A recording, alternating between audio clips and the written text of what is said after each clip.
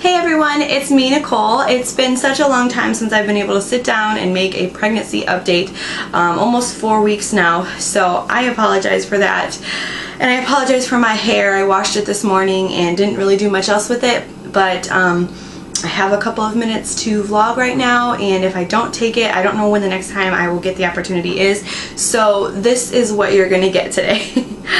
Sadie's been phasing her naps out, and usually that's when I would try to vlog, or you know, sometimes after she went to bed at night, if Robert was out and about or something, I would try to do it then. But lately Sadie's been trying to phase out her naps, and the days that she does take naps, I've been working on her Easter dress, and so it's just been, I just haven't had a lot of opportunity. And anytime that I get the camera out, if she's awake, she wants to be part of the video, she wants to be in the video, and I really just don't get to talk much. So and I can't focus when she's out here, so I'm going to take this opportunity to go ahead and update you guys. So last time I talked to you guys, I was 26 weeks and 5 days, and what I didn't tell you, I forgot to mention in that video, was that Robert had felt the baby move on the outside for the first time. It was 26 weeks exactly, and we were sitting on the couch, and what happens is, like, every night we'll put Sadie to bed, and then we'll watch like 1 or 2 shows together, and then I'll go to bed. And he's much more of a night owl, and so he'll stay up for a little while longer, but that night I think we were watching Scandal, and she was moving like crazy, and I was like, okay, you have to come over here and put your hand on my belly and just keep it here, because in the past he had tried to put his hand on my belly and he just isn't patient enough, and so so she'll be moving and moving, and he'll put his hand there, and she'll stop for a minute, and then as soon as he took his hand away, she would start going again. And so I'm like, you have to be patient, just ignore that your hand is there and maybe she'll move. And so at 26 weeks exactly, he like left his hand on my belly, and finally he felt the baby. Well, not finally, it was pretty early, especially compared to my last pregnancy. I don't remember exactly when it was, but I know that it wasn't as early as 26 weeks. So 26 weeks was a big milestone for that reason. He got to feel the baby kick, so that was really awesome. 27 weeks is when I had my first glucose test, or my initial 1 hour glucose test, and I went in, I had the orange flavored drink, and it didn't taste as horrible as a lot of people make it out to be. It really tastes like Hi-C. I mean, I hear people say this all the time, and it's so true. It tastes like Hi-C, but like with extra sugar. So the one that I had, it tasted like the Hi-C, but like you have to chug it in 5 minutes. And that's the problem, is if I could be like sipping on it, for like 30 minutes, and like maybe, have like a sandwich to eat with it, or like something to break up the monotony, it would probably be like a decent drink that I don't think I would drink it like on the regular, but like at a party or something, I wouldn't mind drinking it. But the fact that you have to sit there and chug 10 ounces of it in 5 minutes, it's not pleasant. And the whole time afterwards, the whole time I was sitting there, I just didn't feel right.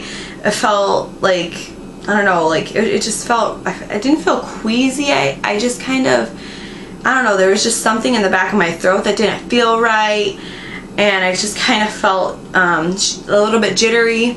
And so 1 hour went by, they took my blood, and I don't know, I didn't really feel very good about it. So with my first pregnancy with Sadie, I failed the 1 hour, and then I passed the 3 hours. So went home, and I really was worried about it. I started out this pregnancy heavier than I was whenever I started out the pregnancy with Sadie. And to be honest, like this pregnancy, I don't know if it's just the holidays that I've been pregnant over, or if it's just because I've had so much more of an appetite than I did with Sadie, but I just feel like I've not been eating as well as I did whenever I was pregnant with Sadie. So I don't know, I was really worried that I was gonna fail, and I did. I got a phone call a couple of days later, and they let me know, you failed, your levels were really high, and so we're gonna have you come back in and do the 3 hour test.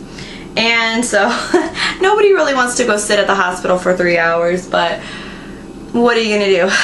So So that was 27 weeks. Then, let's see, and so then I was due for the test. I was going to do the test whenever I turned 28 weeks. And I also had a midwife appointment that day. So the day of the appointment, I went in and I drank the drink. And this time it was like a lemon, it was supposed to be like lemon lime flavor. And it has double the sugar content in it. The original 1 hour has 50 milligrams of sugar in it, and the lemon lime stuff has 100. And so that stuff was disgusting. Like, there was no, I don't even know what I could describe that as. I mean, if cotton candy came in like a lemon lime flavor and it had absolutely no tartness, like, it's just one of those things. Like, lemon lime is supposed to be tart, it's supposed to be sour, and so when there's no tartness and no sour, it's just not even the same. You shouldn't even call it lemon lime. Like, it was so gross. But I drank the 10 ounces of it, and then I don't know what I would call her, the nurse, said, okay, you know, go ahead and relax for an hour, and then we'll bring you back in, and every hour we'll take your blood for 3 hours. So as I was leaving her office, as I was leaving her room, the midwife called me over. Luckily, everything was kind of in the same office. So the midwife called me over and she said, I'm ready to do your visit right now if you'd like to just come on in and we'll check you out. So went in to talk to my midwife, and you know, they just started talking to me about, you know, how I was doing, and they also let me know that depending on the results of the glucose test, that could really hinder or help, I guess, my chances of being able to be back. I had to get the go-ahead from my maternal fetal medicine doctor, which he wanted to see me, and I saw him the next week, so I'll get to all that. But he wasn't willing to change. He had recommended originally that I have a repeat C-section. I wasn't sure why, but he wouldn't change his recommendation until I went and like met with him and spoke with him again. So as it was at that point, he was recommending a repeat C-section, but he did tell the midwife that she should just keep seeing me at this point. So the midwife let me know. She said, you know, if you are a gestational diabetic, your chances of being able to VBAC are going to, you know, lower drastically. There's, you know, the baby is probably going to be a lot bigger.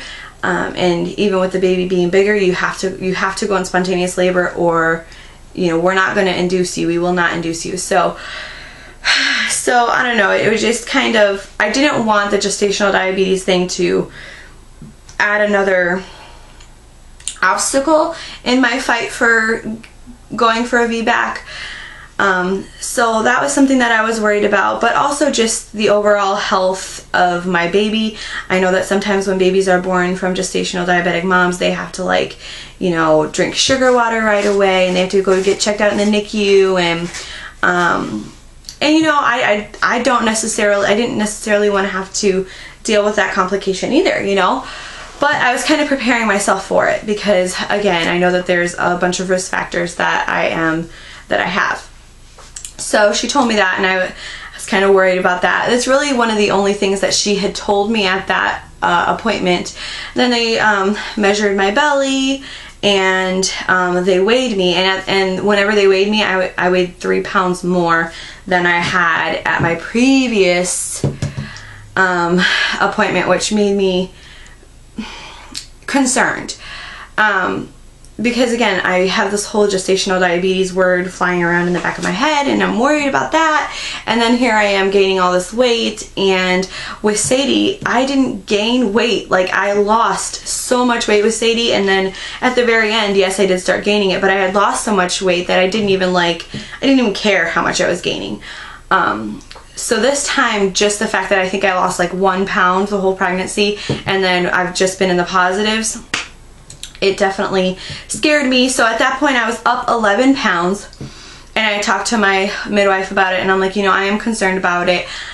You know, what should I do? Even though I know what I should do, I should just be more active, eat better, blah, blah, blah, blah. But I just let her know, I'm like, I am concerned about it. I do want to take action to kind of make sure that I'm not over gaining.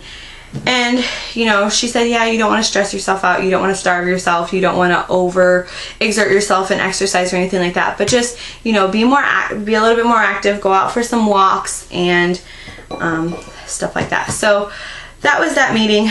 I went back to the waiting room, got my blood drawn at 1 hour, at 2 hours, at 3 hours, and then left. But the weird thing about the whole glucose test at that point was, with my 1 hour glucose test, I felt really shaky and just not right the whole hour, and even the whole day afterwards. Like for 24 hours, I just did not feel right. Something was not right about that. It just didn't go good with my system, and I don't know what it was, but it just didn't sit right with me. But with this with the 3 hour glucose tolerance test, I was fine. I went to my midwife appointment. I felt fine. Went out in the waiting room, played Sudoku for a while, and you know, just hung out, and I was completely fine, and I didn't feel any weird effects or anything like that. So that was kind of strange, because you would think it has double the amount of sugar. So that was weird. So when I went home that day, I kind of told Robert, I was like, you know, I gained this much weight. I'm really nervous about it. I'm nervous about being, you know, gestational diabetic. I feel like it would be my fault. I feel like I haven't been taking care of myself. And we kind of came together and decided, you know what, regardless of what the test shows, I need to be like, I cannot feel guilty over these things. Like if I don't feel like I'm taking care of myself, then I need to take care of myself. And so we came up with like this whole plan. Like, we're gonna get rid of all the soda in the house. We're not gonna have any soda in the house at all. We're gonna be making a little bit fresher food. We're not going to be buying as many frozen processed type foods and things like that. And I don't know, we just came up with a little healthier eating plan, and then we decided that every day we're going to try and get out of the house. Even, you know, that's to promote being a little bit more active. Just even if it's going to Walmart, or if it's going to the mall and walking around, or, you know, and if we're going to be at home, let's do some active things. Let's like have a chore day if we're at home, or we set the Wii up whenever, from when we moved, we never set the Wii up, and so we weren't doing the Wii, but I'm not doing the Wii as much as he is, but we're just deciding to be a little bit more active. It's hard in the winter here. You know, in the summer and in the spring, it's easy to go outside and be more active, and in the winter, it's hard because it's just winter to me is completely depressing.